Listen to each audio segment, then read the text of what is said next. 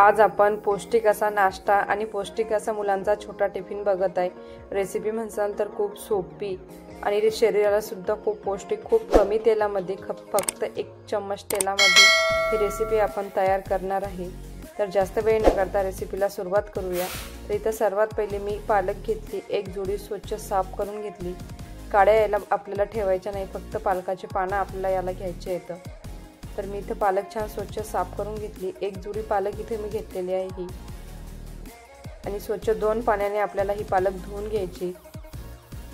पालक धुवून घेतल्यानंतर आपल्याला कट करायची। कोणत्याही हिरव्या भाज्या जेव्हा आपल्याला कट करायच्या असते तेव्हा त्या अगोदर आपल्याला धुवून घ्यायच्या आणि नंतर कट करायच्या, याने त्यातली पौष्टिकता आणि त्याच्यातले जीवनसत्व चालले जात नाही। तर इथे पालक छान मी बारीक कट करून घेतली। जितकी जास्त बारीक झाली तितकी जास्त बारीक आपल्याला पालक कट करून घ्यायची। तर इथे पालक कट करून झाली माझी। त्यानंतर एका भांड्यामध्ये पालक पूर्ण टाकून घेऊ।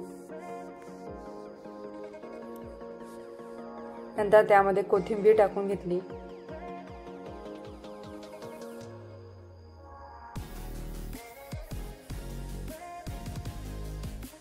नंतर यामध्ये आपण मध्यम आकाराचा एक बारीक कांदा कट करून घेतला, तो टाकून घेत आहे।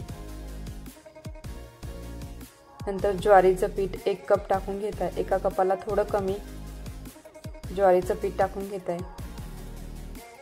एक छोटी वाटी बेसन टाकून घ्यायचं। त्याच वाटीने 1 वाटी तांदळाचं पीठ सुद्धा टाकून घ्यायचं। तांदळाच्या पिठाने अगदी मस्त अशा खुसखुशीत वड्या तयार होतात।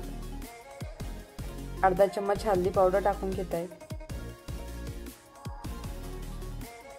चवीप्रमाणे मीठ टाकून घ्यायचं। धनिया पावडर अर्धा चम्मच, जिरा पावडर अर्धा चम्मच, आणि यामध्ये मी चिली फ्लेक्स टाकत आहे। चिली फ्लेक्सच्या ऐवजी तुम्ही हिरवी मिरचीचा ठेचा टाकला तरी चालते। तर मी इथे दोन्ही यूज करते, कारण मला थोडं जास्त तिखट बनवायचे आहे। मला तिखट आवडते म्हणून। पण तुम्हाला कमी तिखट बनवायचे असेल तर यामधलं तुम्ही दोन्हीमधलं 1 टाकलं तरी चालते। तर चिली फ्लेक्स मी 1 चम्मच टाकून घेतली। त्यानंतर 2 चम्मच पांढरे तीळ टाकून घेत आहे, आणि अगदी अर्ध्या चम्मचला सुद्धा कमी बेकिंग सोडा टाकून घेतला। त्यानंतर लसूण आणि हिरवी मिरचीची पेस्ट बनवून घेतली होती मी, ती टाकून घेतली 1 चम्मच, आणि 1 चम्मच तेल टाकून घेतलं। छान सुक्कच पहिले मिक्स करून घ्यायचं। तुम्ही हवं तर चिली फ्लेक्स स्किप करून तुम्ही फक्त हिरव्या मिरचीचा ठेचा टाकला तरी चालते, जर कमी तिखट पाहिजे असेल तर। आणि नक्कीच मुलांच्या टिफिनला जर बनवत असाल तर तुम्ही या दोन्हीमधून एकच वापरलं तरी चालते। तर इथे छान मी मिक्स करून घेतलं, आणि नंतर थोडं थोडं पाणी टाकून छान एक कणिक लावून घ्यायचं।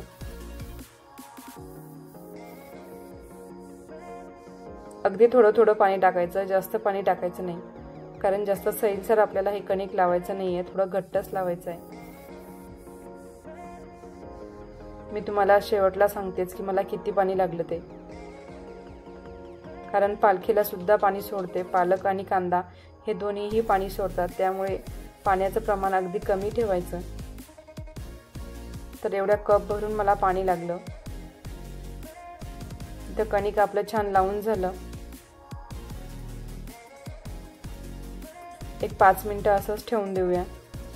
5 मिनिटानंतर थोडं हाताला तेल लावून घेऊ, आणि याला 3 भागामध्ये डिवाइड करून घेऊया, आणि अशा लंब्या एक लोळी बनवून घेऊ।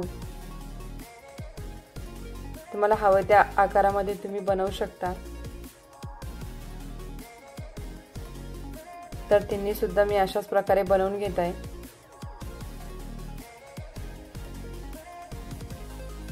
तर आपल्या तिन्ही सुद्धा बनवून झाल्या। त्यानंतर एका प्लेटीला तेल लावून घ्यायचं, जेणेकरून पालकवडी ही प्लेटीला चिपकणार नाही।